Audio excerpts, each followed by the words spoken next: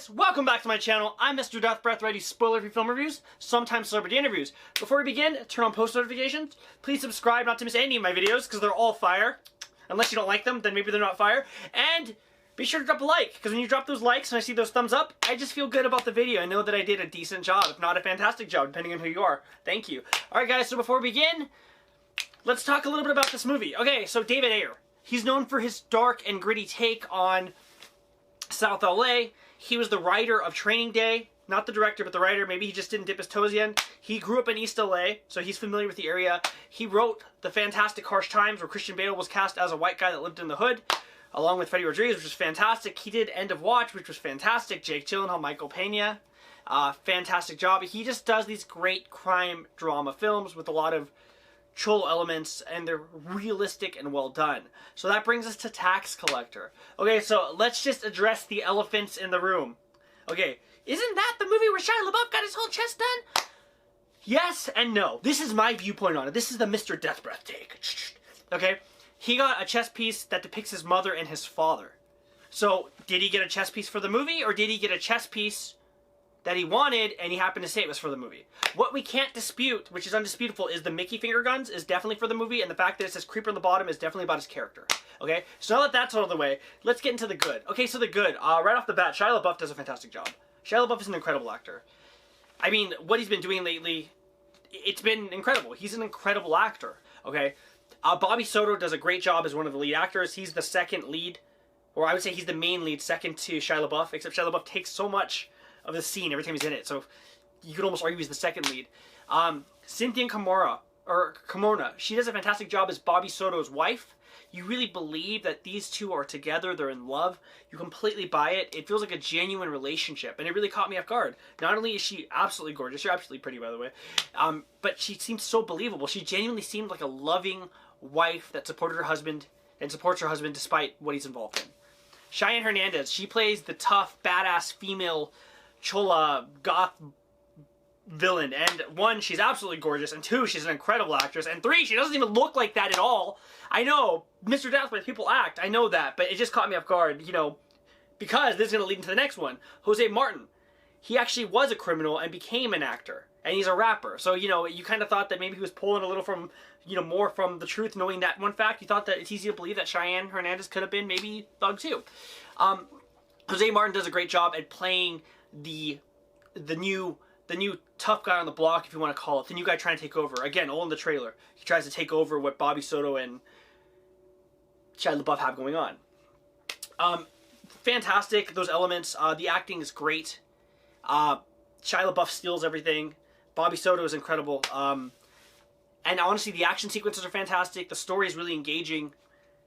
And it has a really great visual style.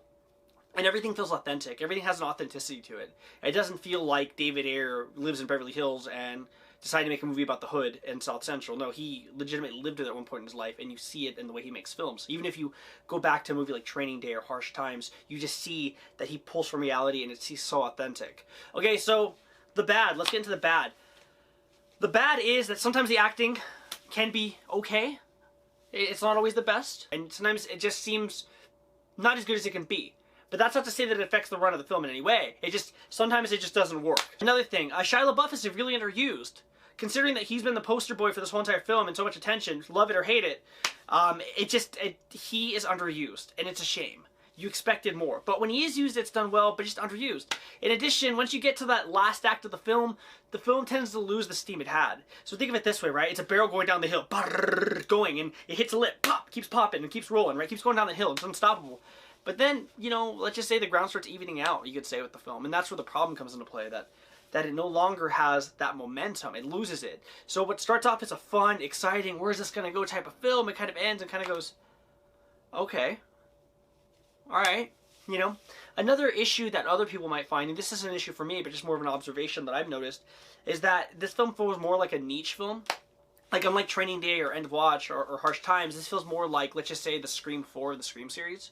You know, it's going to appeal to some people, but not everyone's going to want it. You know what I mean? Like, there's lots of mobster movies out there, but not everything is Godfather and Goodfellas, right? Or Casino. There's also a movie called Mobsters, right? Which I think had Christian Slater in it, and it wasn't that good of a film. It wasn't as accessible to everyone because it seems like it's another entry into a category of crime movies, but nothing necessarily stands out. And you can even argue and make an argument that if it wasn't for the fact that Shia Labeouf was involved, it may not have gotten as much attention as it did, because he truly is the star that really essentially propelled the film into the public audience. They knew, oh, Shia LaBeouf.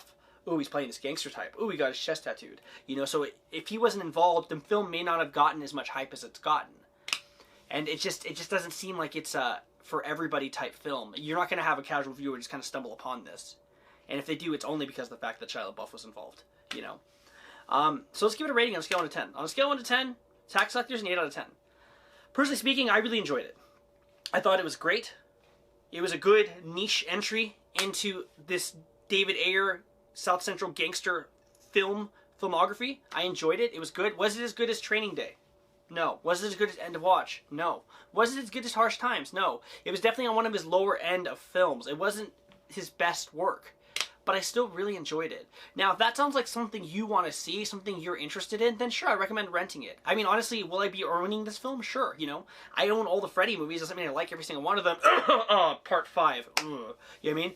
So, you know, it is what it is, right? Some things are a little better than others. You know, not everything's going to be knocked out of the park. I mean, what did they say in Wedding Crashers? Even microwave pizza's good pizza, right? Pizza's pizza. You know, at least it's pizza, right? It's not cold chicken. You see what I mean? So, long as you like this type of film, you'll enjoy this film. And maybe you'll like it more than I did. I mean, I think the fact that I gave it an 8 out of 10 is a pretty good rating, considering the film is more of a niche market. It's not as good as other work.